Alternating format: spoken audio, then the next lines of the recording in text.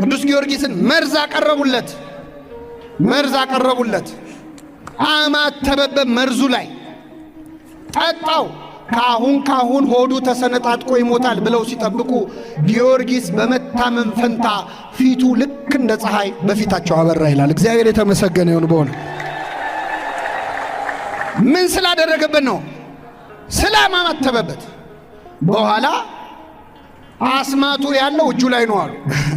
ምኑ ያለው? ጠንቋይ ቤት የሚሄድ ሁሉ ነገር ጥንቆላ ነው የሚመስለው። እና አስማቱ ያለው እጁ ላይ ነው። እጁን እሰሩታል።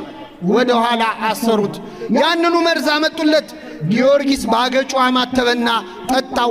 አሁንም ፊቱ እንደ ፀሐይ አበራ ይላል። እንደዚህ ነው ኃይሉ የመስቀሉ። በእውነት የመስቀሉን ኃይል በሁላችን ያሳድርብን። ስለዚህ ነው ማማተብ የማትችሉበት ቦታ ላይ ከሆናችሁ፣ መቼስ በሰላም ሀገር የሆነ ቦታ ደግሞ አማትበህ ነው ሰው መረበሽ ካልፈለግ በሐሳባችሁ የመስቀል ምልክት ስሩ። በሐሳባችሁ እሱ ራሱ ይሰራል።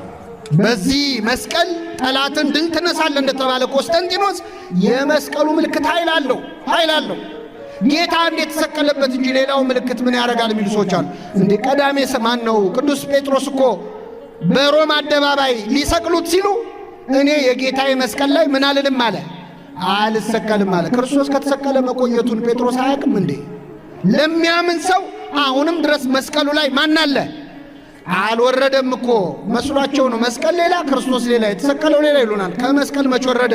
በእኛ ሕሊና መስቀል ላይ ነው ክርስቶስ። አሁን በሐሳባችን አልተለየም። አዚም ያረገብን ስለሌለ እንደ ገላትያ ሰዎች የማታስተውሉ የገላትያ ሰዎች ሆይ ክርስቶስ እንደተሰቀለ ሆኖ በፊታችሁ ተስሎ የለምን አለ። ከተሰቀለ እኮ ቆይቷል፣ ግን ተስሏል በሕሊናችን። አሁንም መስቀል ላይ ሆኖ ነው የምናየው።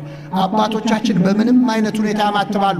ስትጨነቁ አማትቡ፣ ውሃ ስትጠጡ አማትቡበት፣ ምግብ ስትበሉ አማትቡ። በሁሉ ሁኔታ የመስቀሉን ምልክት ተሸክመን እንዞራለን ያለውን መፈጸማለን። አንድ አባት ያደርጉትን ልንገራችሁ እናበቃለን። ከኔ ጋር ናችሁ? እዚሁ ሀገራችን ላይ በደርግ ጊዜ ነው አሉ እንደው እግዚአብሔር የለም ተብሎ ትንሽ ችግር ተፈጥሮ ነበር አሉ እና አንድ አባት እየሰበኩ ህዝቡን እያስተማሩ አስቸገሩ። እንዴት እግዚአብሔር የለም ይባላል? ይሄ ኮሚኒስት መንግስት እያሉ አንዲት ትንሽ ከተማ ላይ በጣም ሲያስቸግሩ አሰሯቸው፣ እስር ቤት አስገቧቸው። ይህን ቄስ ካላሰርነው የከተማ ሰላም አይሆንም፣ ህዝቡን ያሳድምብናል ብለው አሰሯቸው። አሁን ወታደሮች ተመደቡና እኚህን አባት ምግብ ሊበሉ ሲሉ መጸለያቸው አይቀርም። ልክ ሲጸልዩ ጠብቃቸው ለምን ጸለይክ ብለው ደብድቧቸው